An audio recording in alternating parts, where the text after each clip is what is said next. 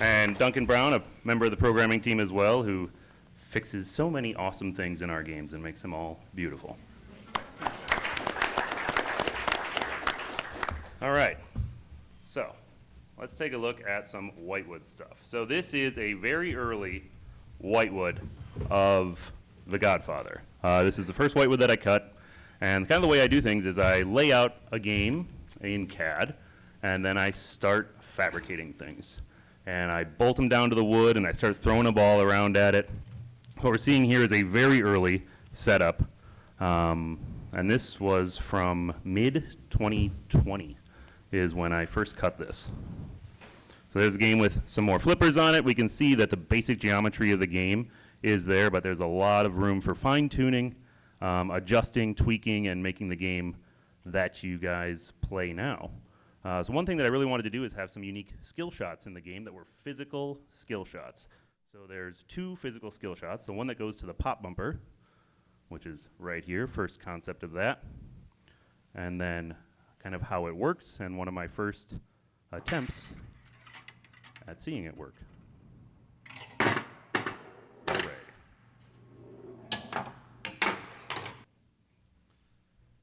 And then the second physical skill shot, which led into the compound area. And so a little piece of sheet metal that I made, fabricated on the laser, and bent up and put in the game.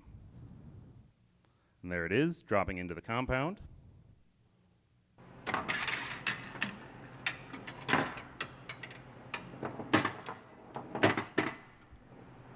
And so that compound area is a mech that I'd wanted to do in pinball for a while. I'd really wanted to have an active Newton ball. So a ball that you can knock around, but it's a ball that you put there and you can knock out as well. So that mechanism design, there's a trap that you can fall into, is that the game can't get the ball out of something by itself, right? The game always has to be able to recover all of the balls. So you couldn't put a ball in there without a way of the game removing it, but also a way for the player to remove it. So I developed the mechanism so that there were two walls that could be lowered, one in the center that would drop the balls from the from the left-hand side through a wall there and over to here, and then a wall in the front. And with both of these, you can Newton the ball back and forth.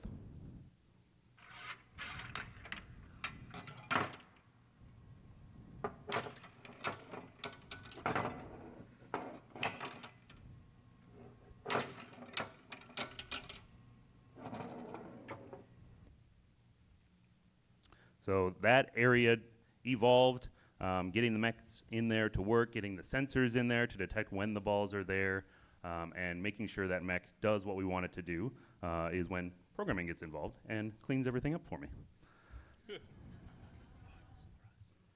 So this is, I think, the last shot of the first whitewood when I was just starting to develop the ramps in the back. The next shot is of my next whitewood, where I started to get more things in there, trying to get scope, scale of the different sculptures that we were creating to bring this license to life. So the Don's office over there on the left-hand side, and the first sculpture that we got from our sculptor, we 3D printed it in the office, and we're checking scope, making sure this thing wasn't gigantic, making sure his head wasn't going to get hit by the glass when you slid it on, which happens. And just getting the overall look and feel of the game.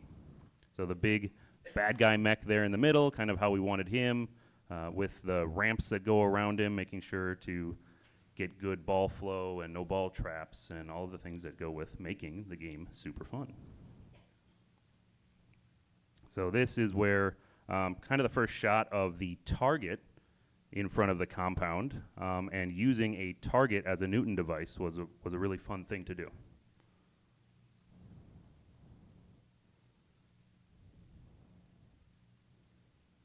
All right. So lots of shots of the whitewood. I've got a pile of parts in my office, which some people can probably see. That is a Guns N' Roses target that I had sitting around and put in there. But yeah, that is the early version of the mechanism of the bad guy. We had a Newton ball suspended underneath the mech, and the player would hit that, and the bad guy would bobble around. And we evolved that mech over time to make it more stable. One of my mechanical engineers in the audience here, Dan Lachek, is the guy who made that mech work and made it function, and that's the mech that we're using today. There we go. So there's a shot of the target itself and the ball resting against it, and you hit that target and it pops the ball back, and we can also release it from that area with the different coils that are in place. So early mock-up of the big mean bad guy. All right, so one of the other things I wanted to touch on from a game design perspective is sculptures and how you go about creating sculptures and refining sculptures. So I am a huge nerd. I wanted to create something on the pop bumper that would look incredible. So I was in a gaming shop, like Dungeons and Dragons gaming shop, because I'm that cool. And I saw this Poseidon fountain. And I looked at the way it was created, and it has clear material and opaque material.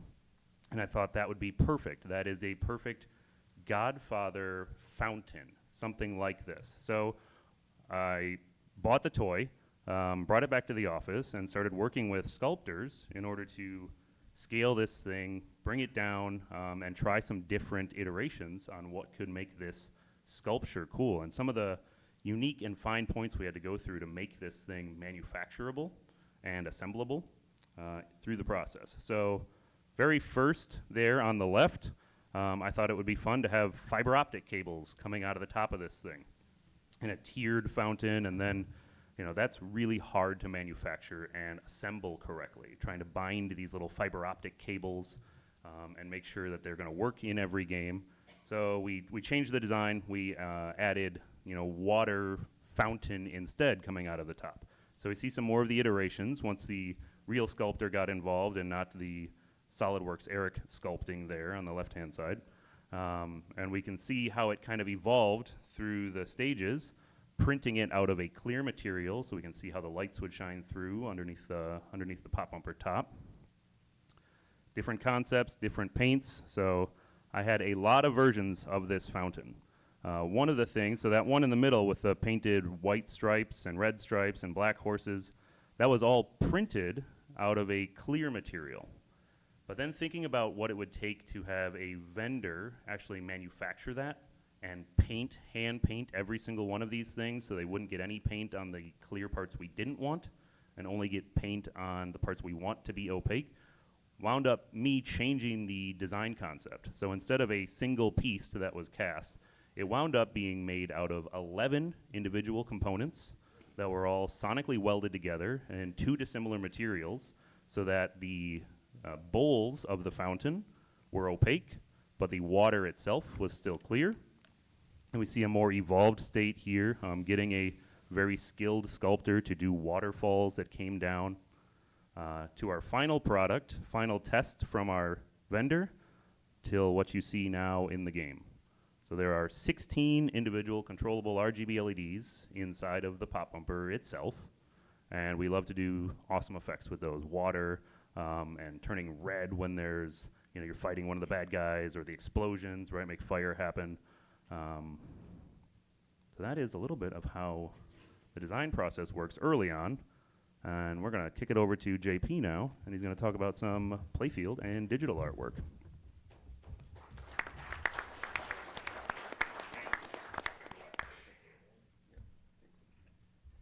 Hey everyone, I sort of lost my voice yesterday with all the talks going on the floor and the noise, but hopefully I'll make it until the end. So I'm gonna talk a bit about playfield art. Eric and I wanted to, that's back, work with Jesper again. Jesper did the backlash on Eric's Guns N' Roses game, and we were very happy with that, and we wanted to see what else he could do. So we had the first ideas for me was actually wanted to try a black and white playfield, like I really like Centaur, and then accents from red accents like the poster of the Godfather with the red rose.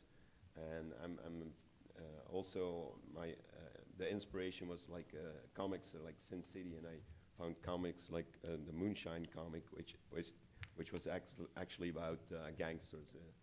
Um, so we got Jesper to try and do tests with that, different styles, trying different styles, what it could be, how Jesper is a very diverse and an artist that likes to discover different styles. So he made all these different iterations, but we found out that we did like the warm tones that you see in a movie a lot. So we ended up, going color. Pinball is black and white is just very difficult in pinball, and Eric also had the feeling, pinball is color, and we need a lot of colors, and we use a lot of RGB inserts, so that would be a clash as well. So we continued with here's some more samples, and we're obviously still a lot of reds and warm colors, and also Frenchie took his artwork into that direction, as you can see on the cabinet outside. So these are really early, quick sketches he did. Like we had ideas of all the areas on the play field, and Eric had the idea of putting a big Stained glass piece in the center. Maybe you want to talk about your passion for stained glass. So the focal point of the first film kind of takes place, and it's the baptism scene. It's one of the most iconic scenes in film history, tying in the presence in the church and kind of the visuals that are shown in that scene. I thought one of the best ways to do it was with a big stained glass window. And by laying that out, and then that being the central point of the playfield, how we can tie our rules into something like that, led to some really dynamic rule concepts where we started laying out the rules, tying the different windows of the stained glass to one another. So as you're playing that game, you're making connections to neighboring windows, and it wasn't an original intention to have these things influence one another, but once we saw the artwork come together and the rule concepts, Keith came up with some awesome ways of making these things intermingle, and players creating strategy of, do I want to do this mode first because it'll influence this multi-ball, or would I rather play this multi-ball first because it'll positively influence both of the modes that I play? And so if you look closely at the intricate artwork in the stained glass window, you can see arrows pointing in either direction and kind of how they stack against one another and interplay.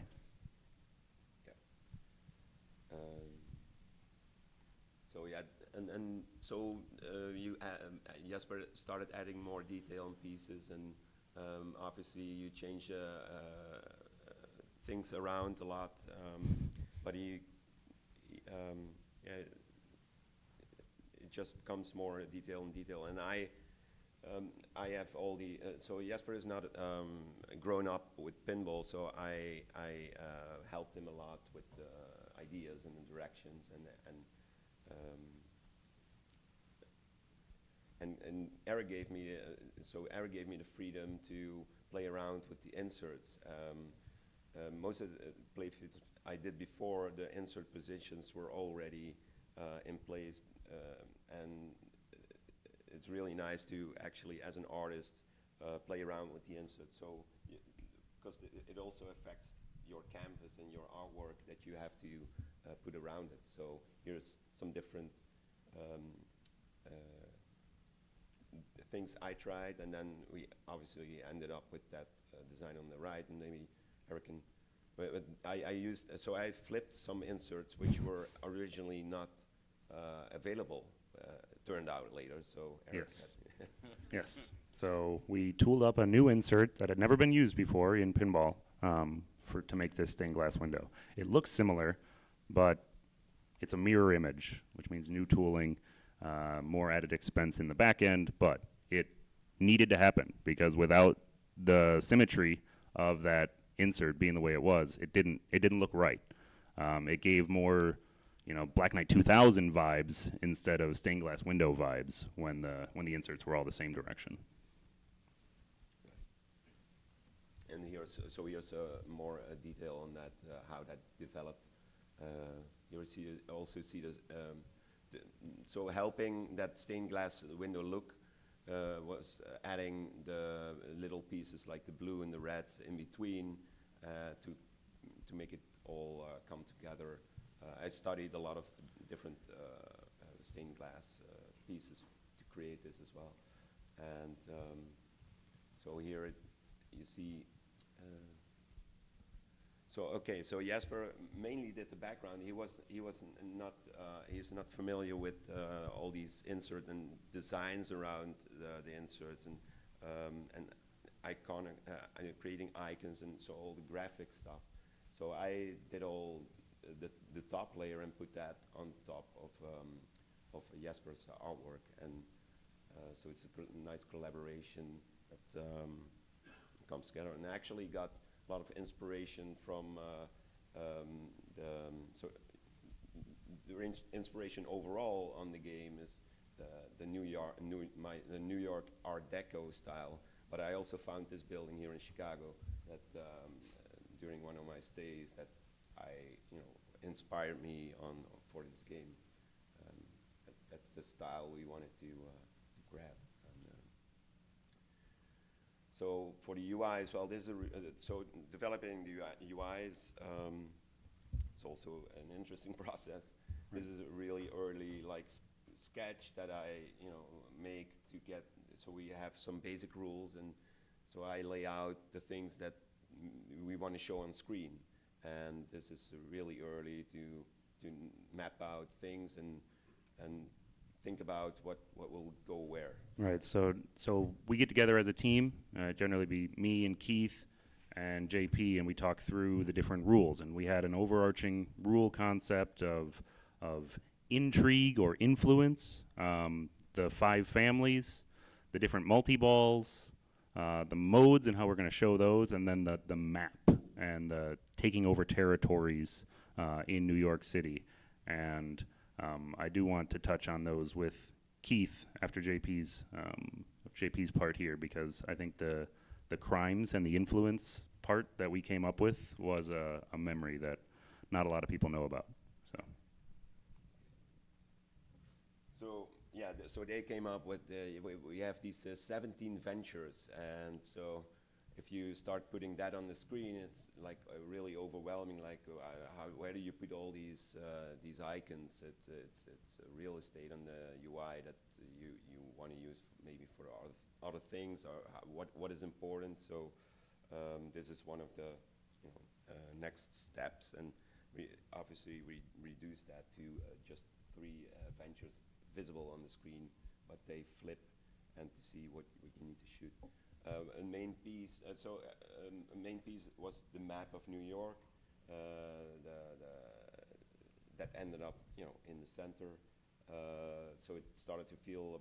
It does feel like the Hobbit UI we did. But I'm very happy with the UI on the Hobbit. It works with the.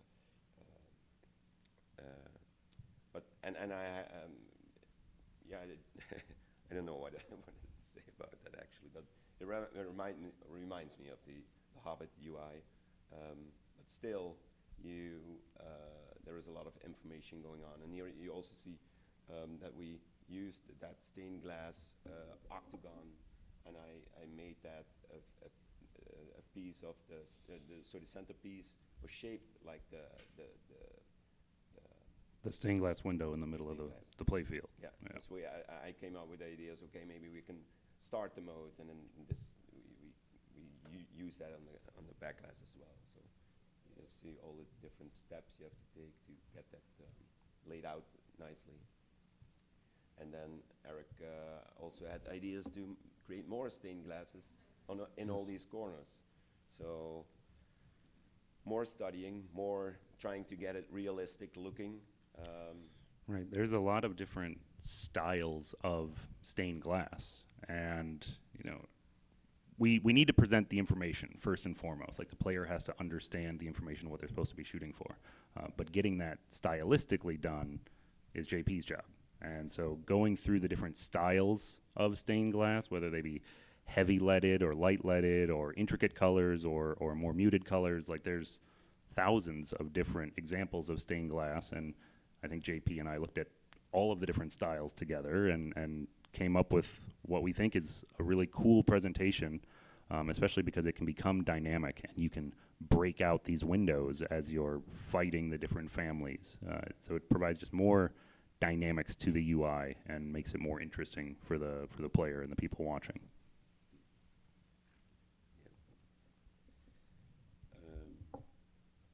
So here is almost, so here you can see so there is a lot of extra rules. So the four outside windows are mainly on the multi-balls, but then there is other rules. So we were able to, to create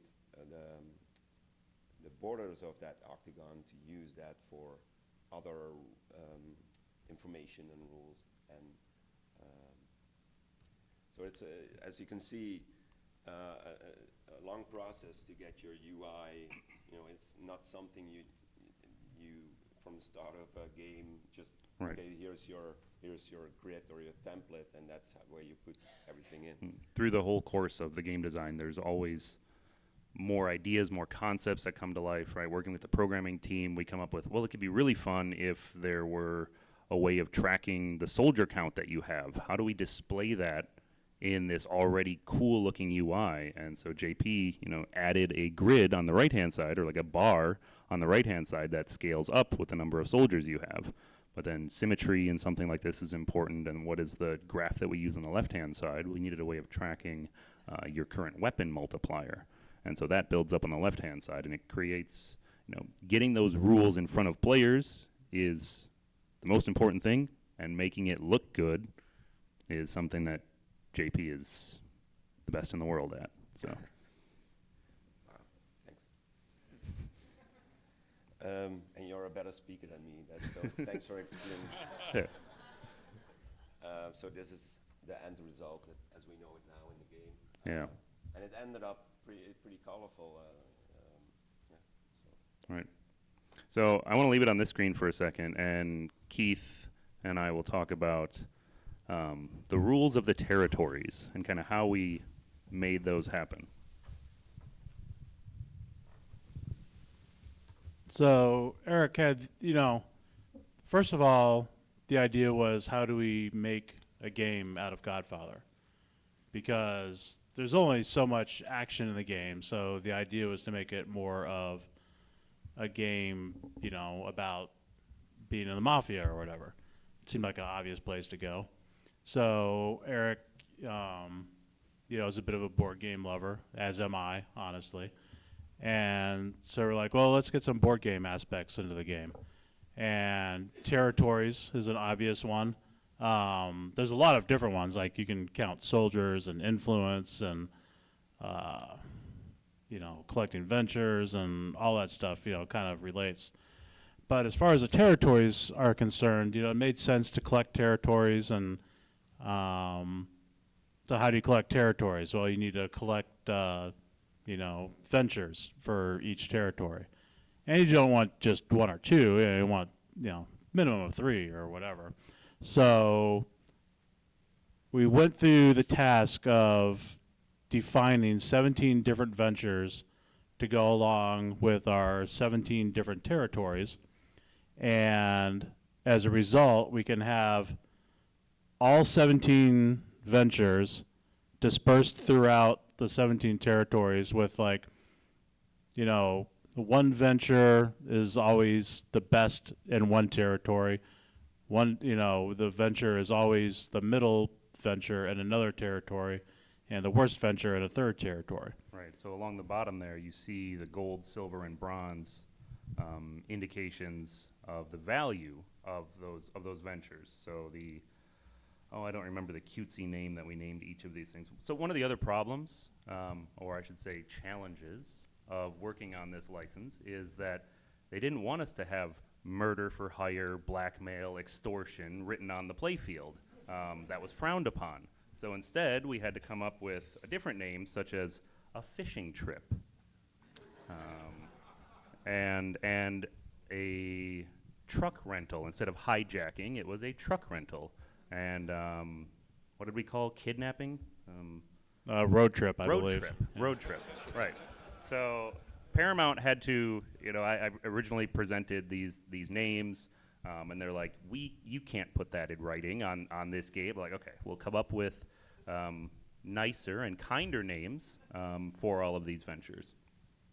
And it's really challenging coming up with 17 euphemisms, for really gangster things, if you haven't tried it.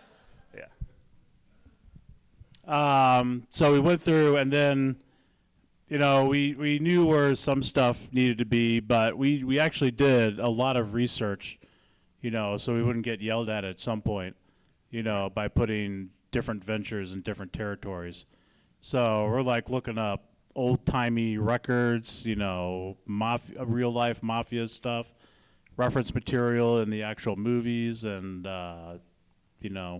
related material like the video games or the board games. So, way more effort than anyone will ever know or care about went into placing these 51 territories, into the 51 ventures, because they have a gold, silver, and a bronze, into the 17 territories.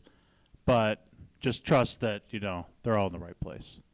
Yeah. The weighting of what's most important is why the IT department called me and asked me why I was searching how to find a prostitute or where to find a prostitute in New York City. And I'm like, well, they happen a lot here on Fifth Ave, but not down here in the okay, so it's all right. It's for game purposes.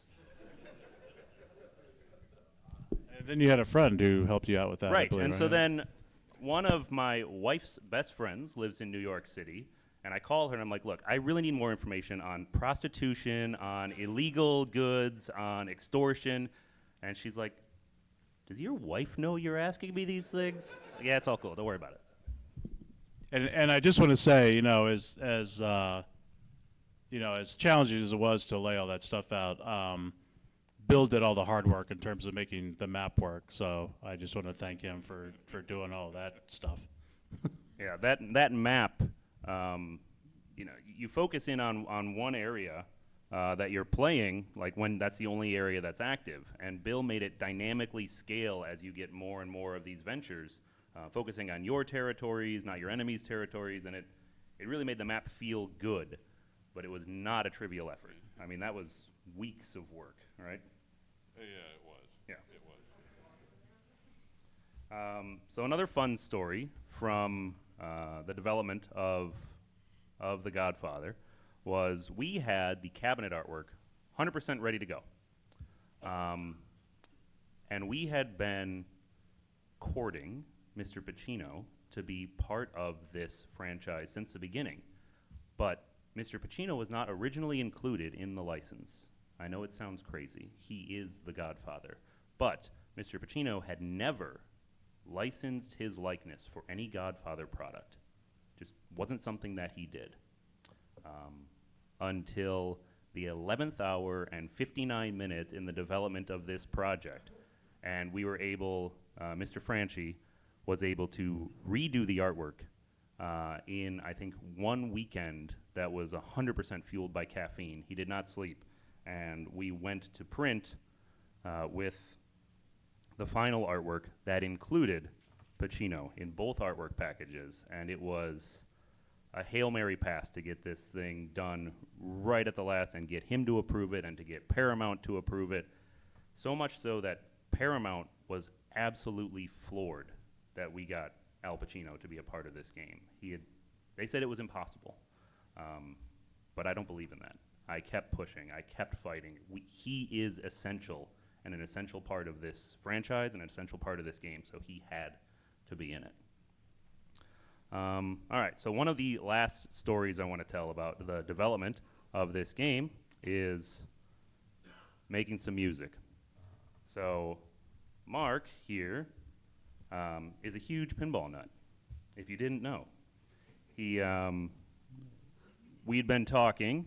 He came to visit the factory one day and told me about his Pirates of the Caribbean, and absolutely loves pinball and wanted to be a part of pinball in any way possible. What can he do to be a part of this? So as Mark and I became better friends, he was telling me about this album that he was making. Mark, do you want to talk more about your Sinatra album? Yeah, I did an album with members that toured with Frank Sinatra in the 90s. So a lot of these old guys that get on stage with their canes, and once they start playing, they're crushing it. But Eric called me one morning, and he's like, "Hey, man, you want to be part of my new game?" I said, "Hell yes, I do." So he's like, "You got to sign an NDA." Told me it was a Godfather. It blew my mind, and then I called my guys in the Sinatra camp. I'm like, "Hey, can we put together a crew of guys that put together, Speak Softly Love tracks?" And we did that. We got a big orchestra together, and I told Eric, I'm like, "I think it would be a great idea for you and Jack to sing as well." So Eric took it very, very seriously. I did. I took it very seriously. I do have a quick snippet here of the recording studio when we did the strings section.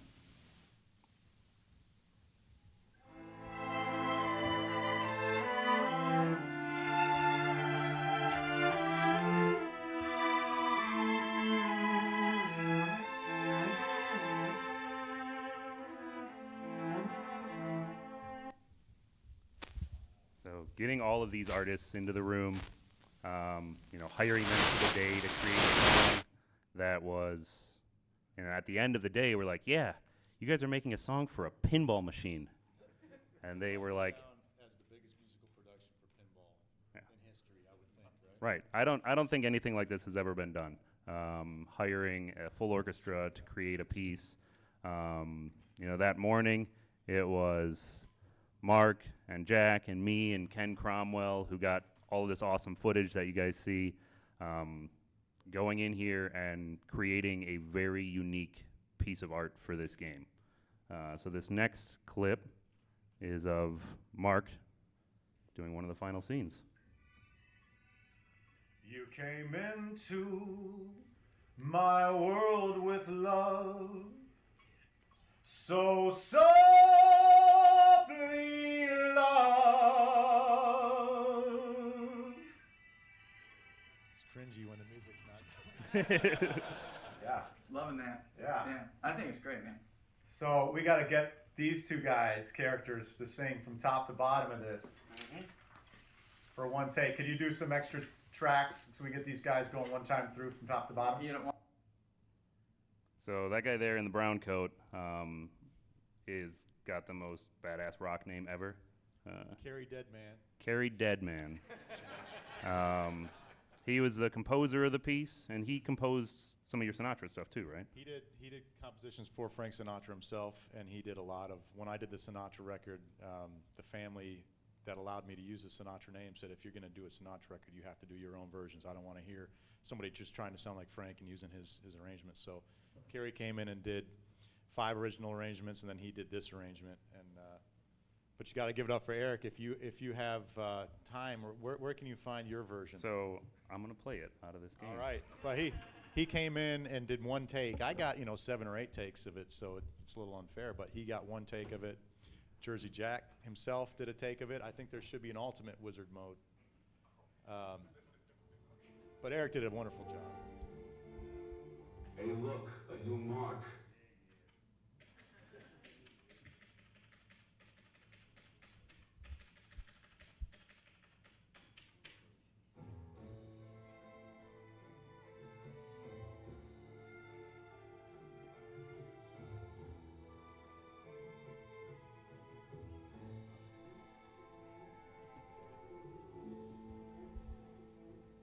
Softly love and hold me warm against your heart.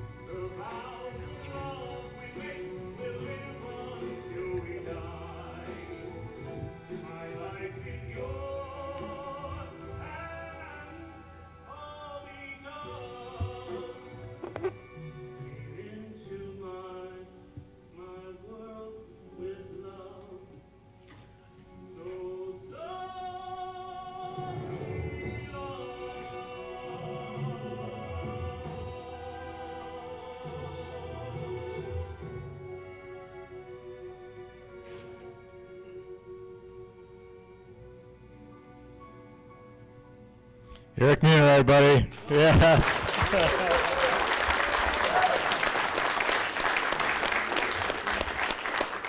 did you need 7 takes? You know, Possible to do? I know you can do it in one take, yeah, you know, but one. Remix of that coming out, right? They call him One Take Meunier. All right, so we've got a couple minutes left. Open up to questions for anyone up here on the panel. For myself, Johnny, what you got? Say you're just an average player.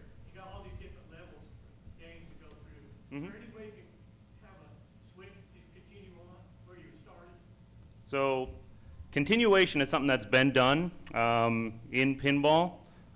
Keith can kind of talk more to how there's some people who think they want that, and kind of how it worked back in the Williams days. Right. I mean, the market is obviously different now than it used to be. But back in the day, what was found was that, if you had unlimited continues on a game, then you would play until you got to the end of the game, and then you would never play it again. So there was always a carrot out there of like, oh, I was so close, I'd just do a little bit better. But, that was a really good game that you had, so you need another really good game, to be close again and hopefully get it that time. I mean, that is pretty much what you guys saw, right? Yeah. Because Bill was, a programmer at Williams back in the mid-'90s when all this stuff was happening.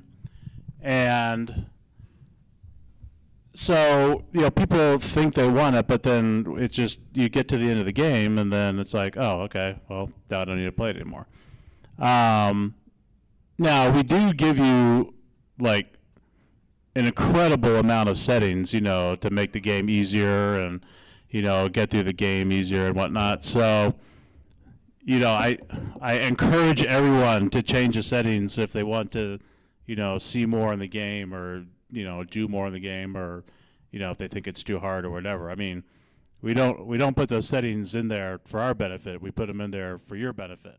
So please change them. Right. Make it the game you want to play, right? If it's difficult, we create the game for an average and an overall consumer.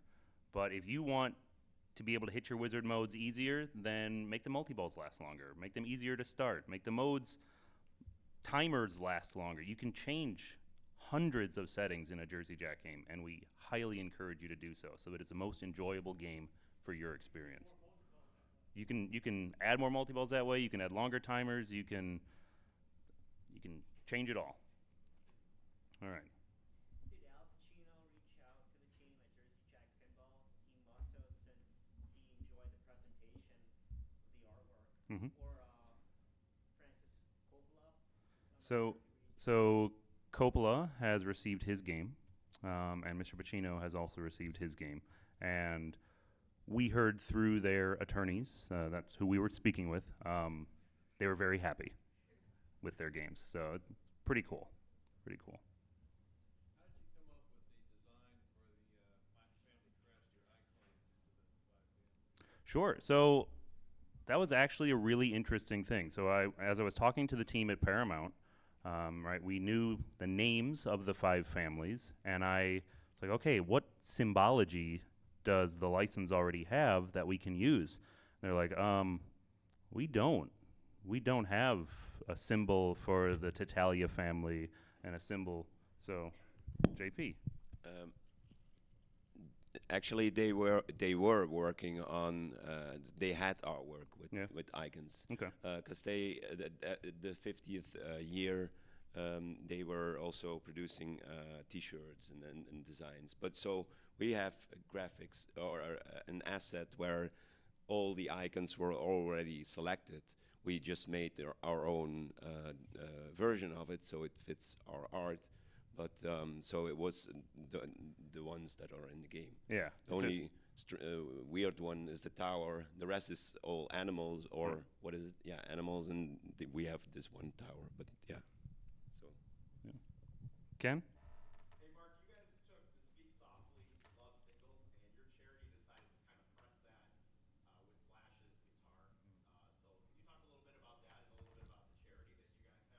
Yeah, I started something called Take a Chance for Charity. So when I recorded the Frank Sinatra album, all the proceeds were going to go to the National Down Syndrome Society.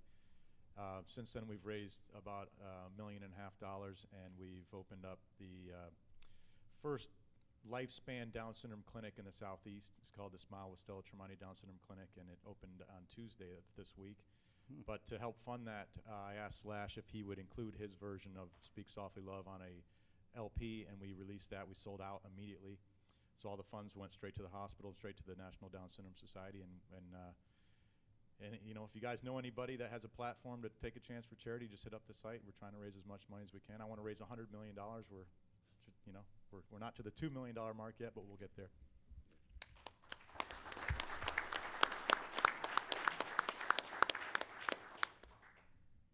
Yeah, was there anything from a game perspective that you wanted to do but was limited to do it due to the limitations of the IP? Yes.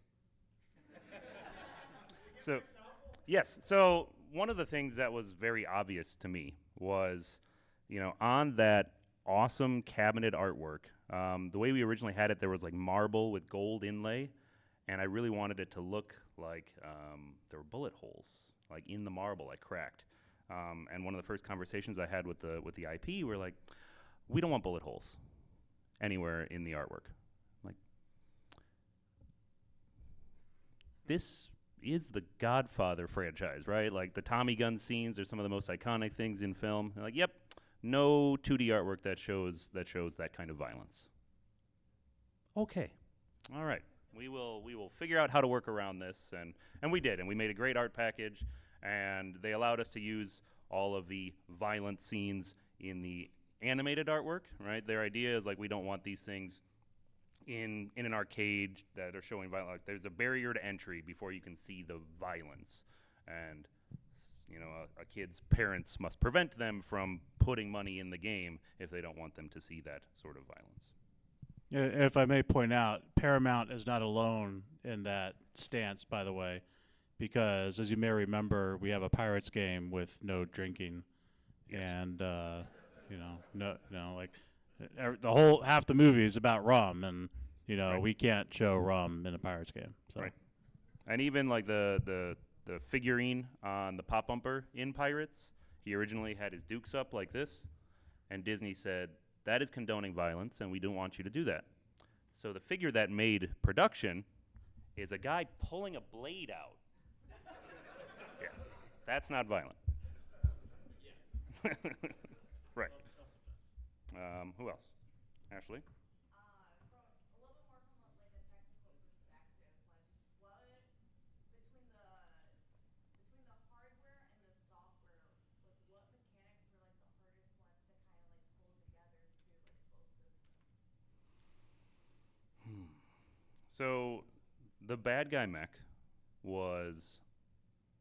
there's a lot packed in there, right? The LED that lights up in the gun, but then the sensor that's underneath him, right? We wanted the ball to hit from underneath and the what you're running into to recenter itself, but he's also moving. He's on a motor.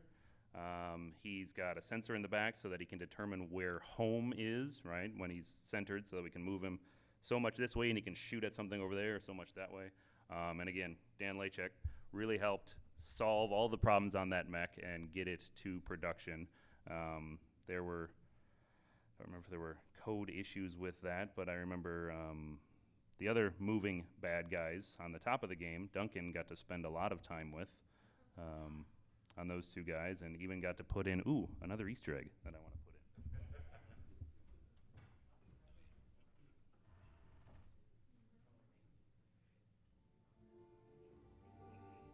You think you got what it takes, kid?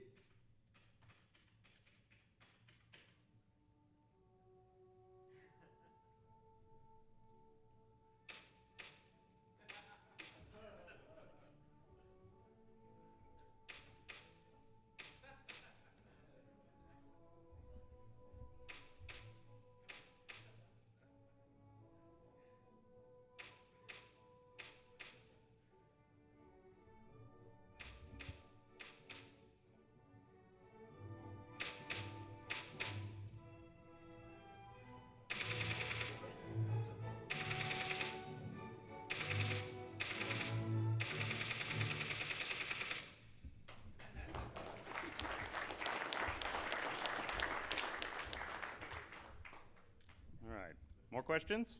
You have no idea how many times I had to hear that. Yeah. Mentioned about SolidWorks. Uh-huh. Can you talk a bit about the kind of simulations or tests or whatever that you're doing inside of SolidWorks before something actually makes it onto the playfield? Sure. So designing a game in 3D really helps. So the first 2 games that I designed in 2D. That is the way that I was taught by Pat Lawler. That's the way games have been designed, and it works, right? It has worked for for 50, 60 years, designing games that way. I felt like the world was opened to me once I started designing in 3D because I was able to see problems well ahead of time, which if you do 2D right, you can also see them, and even in 3D, you're still going to find issues after you've made something.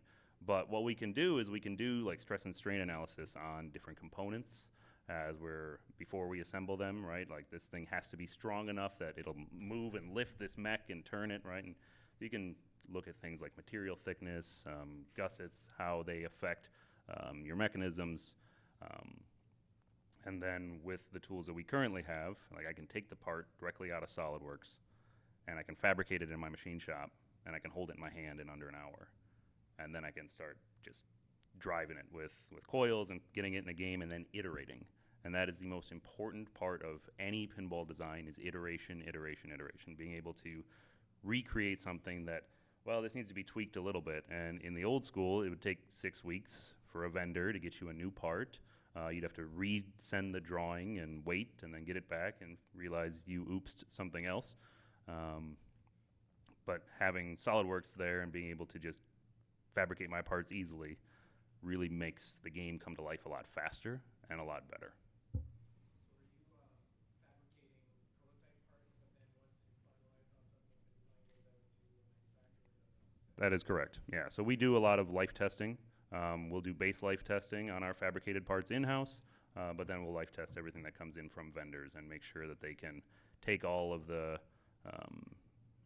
pressure and all the stress from, these things have to last for a million cycles or more so that they live forever in your game and don't break. Who else has questions? Victor. I noticed in the earlier drafts it was more of a snow theme. I was kind of curious about why you guys sort of moved away from that. Oh, so like the colors? Yeah.